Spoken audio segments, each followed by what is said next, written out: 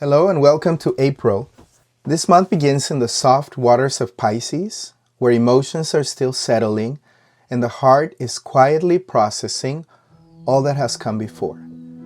There may be a gentle tiredness in the air, a sense that something within us is still catching up to itself, still finding its footing after a season of intensity.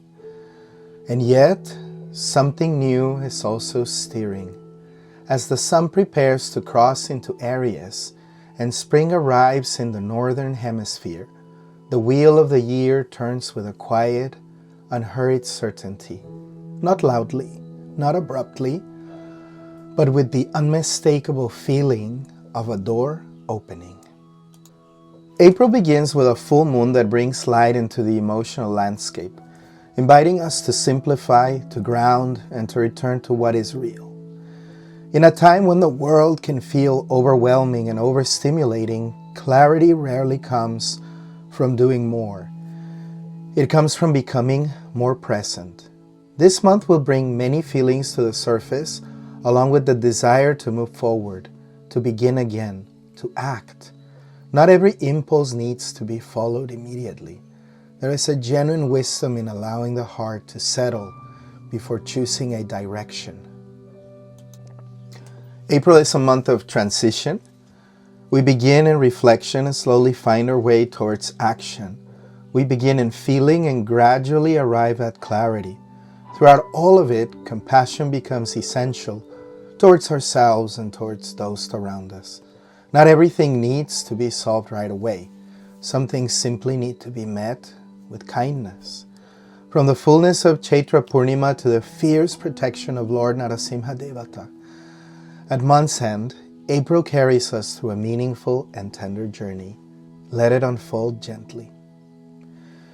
Chaitra Purnima and Mars enters Pisces on April the 2nd. April opens with a sacred full moon, Chaitra Purnima, marked by the Rasa Yatra of Lord Balarama.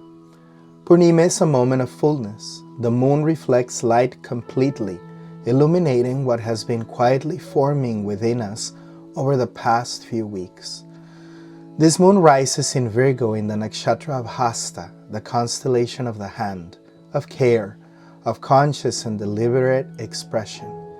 It reminds us that what is felt within is meant to be shaped, offered, and brought into relationship with the world. On this day, that fullness is touched by the presence of Lord Balarama, the elder brother of Sri Krishna, known as the original Guru. He brings strength, steadiness, and the kind of guidance that prepares the heart for genuine divine connection. In his Rasa Yatra, Balarama reveals the beauty of movement and divine love, not static and contained, but alive, relational, and shared. It is a dance of connection, where strength becomes support, and support becomes true intimacy with Sri Guru. Love here is not only felt, it is exchanged, expressed, and lived. And yet this fullness does not remain still.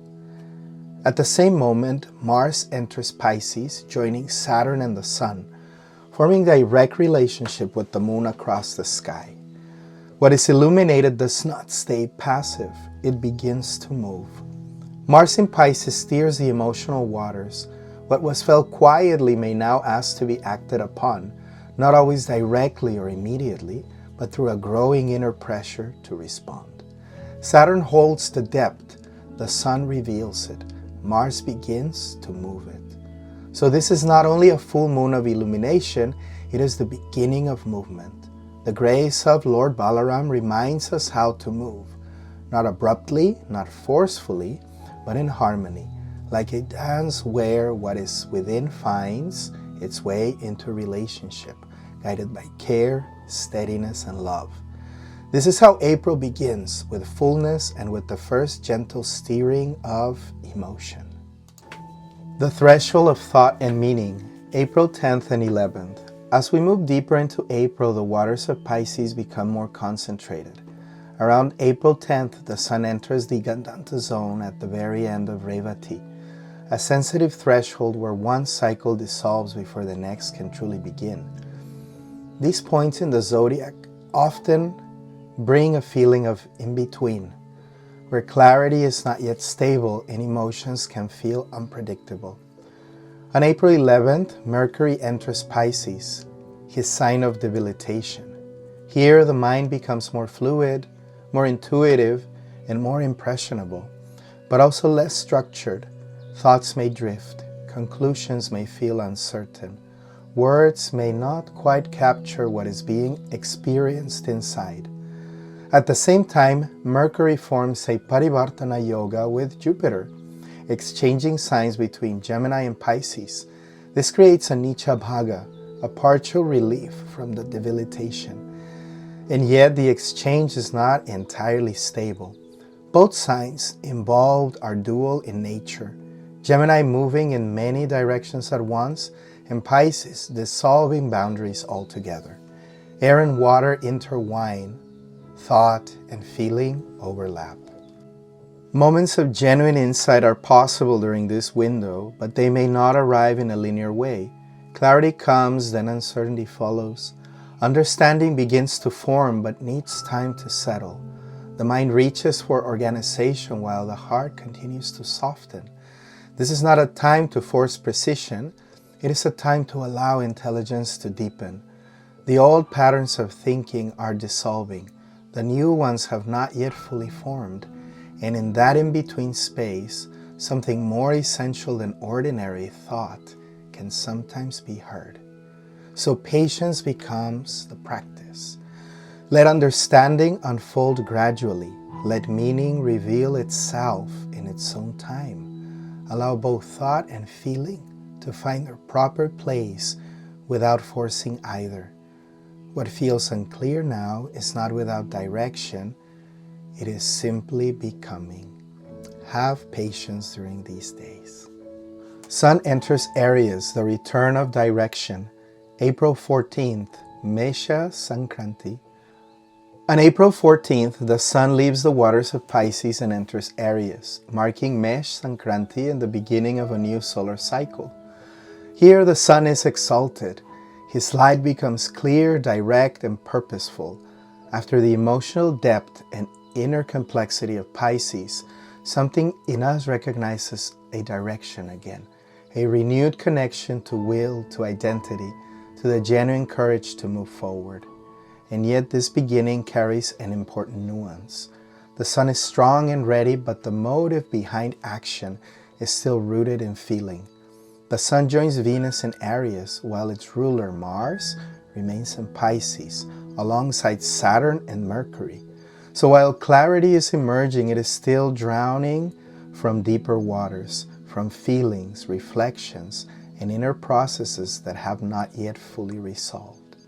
This creates a unique quality. This will is clear, but the reason behind it is still unfolding. At the same time, this transition marks the beginning of Keshava Vrata, a sacred period inviting us to align our actions with devotion. As outer energy becomes more active, this Vrata gently reminds us that true direction is not only about movement, it is about intention. So action may arise this week, but it asks for awareness alongside it. This is not the kind of beginning that forgets what has been felt. It is one that grows from it. The Sun's exaltation becomes meaningful precisely here. Not only strength, but clarity, guided by depth. The invitation is simple. Begin, but begin consciously. Let action arise from what has been truly felt and genuinely understood. Let courage be supported by sensitivity, and let devotion quietly guide the direction you choose. Venus enters Taurus, returning to what is steady. April 19th. On April 19th, Venus leaves the fire of Aries and enters Taurus, her own sign. After the movement, initiative, and emotional intensity of the previous days, this brings a palpable sense of settling. Venus in Taurus does not rush. She seeks stability, consistency, and a form of love that can be sustained over time. There is a natural return to what feels real. Relationships, values, and desires begin to find their ground. What was initiated earlier in the month now asks to become steady, to take form, to find its place in the rhythm of ordinary life. And yet, this softness is not entirely untouched. Venus receives the aspect of Saturn from Pisces, where Mars and Mercury are still present. So even as love seeks comfort and simplicity, it remains connected to deeper processes of growth, responsibility, and genuine emotional maturity. What emerges is a quiet refinement. Pleasure becomes more conscious, connection becomes more intentional. What we value begins to ask whether it is truly aligned with what we have learned. This is not a dramatic shift, but a stabilizing one, a return to the heart, not overwhelmed, but steady, a place where beauty is not only felt, but sustained. Narasimha Caturdashi, where truth protects, April 30th. April concludes with the sacred appearance of Lord Narasimha. This day carries a timeless and extraordinary story. Hiranyakashipu was a king of immense strength and discipline. Through tremendous austerity, he received extraordinary boons. He could not be killed by man or beast, not inside nor outside, not during the day nor at night, not on earth nor in the sky, not by any weapon. Protected in every conceivable direction, he believed himself beyond all limitation. But when power turns away from truth, it eventually comes to oppose it. Unable to tolerate devotion, even in his own son Prahlad, he challenged the boy again and again. "Where is your God?" And in a moment of fierce defiance, he struck a pillar, declaring that the divine could not possibly be present there. From that pillar, Lord Narasimha appeared. Not man, not beast, but both. Not day, not night, but twilight. Not inside nor outside, but on the threshold. Not on earth, not in the sky, but on his own lap. Not by any weapon, but by his own nails. There is a profound teaching living inside this story. When everything is controlled and defined, truth does not break the system. It reveals what exists beyond it entirely.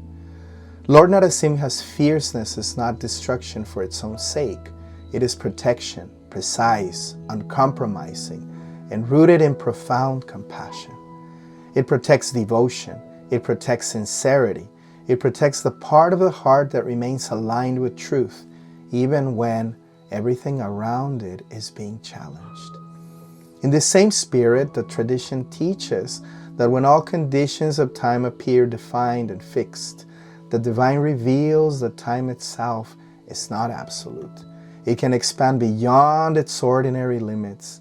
And this beautiful principle is expressed in the coming of the Purushottam month, a sacred extension of time offered for deeper devotion and alignment. That special blessing arrives in May, and we will speak more about it then.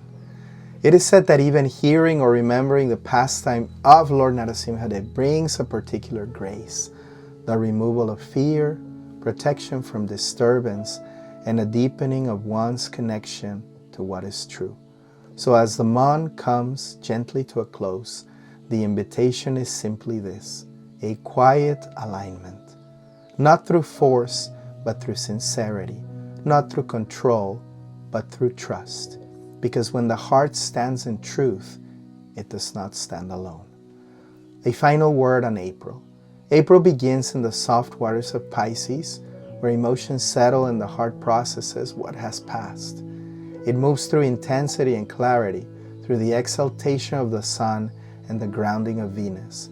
And it concludes in the fierce and tender protection of Lord Narasimha, a reminder that when the heart stands in truth, it is never truly alone. This is a month of transition, not only in the sky, but within. What is being steered in you is not accidental. It is preparing a direction. What felt uncertain is slowly shaping understanding.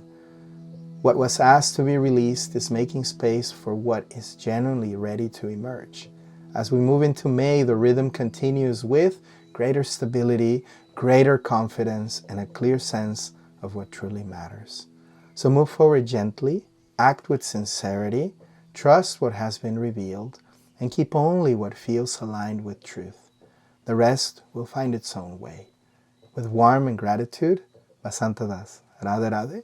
May the Goddess of Love bless your heart.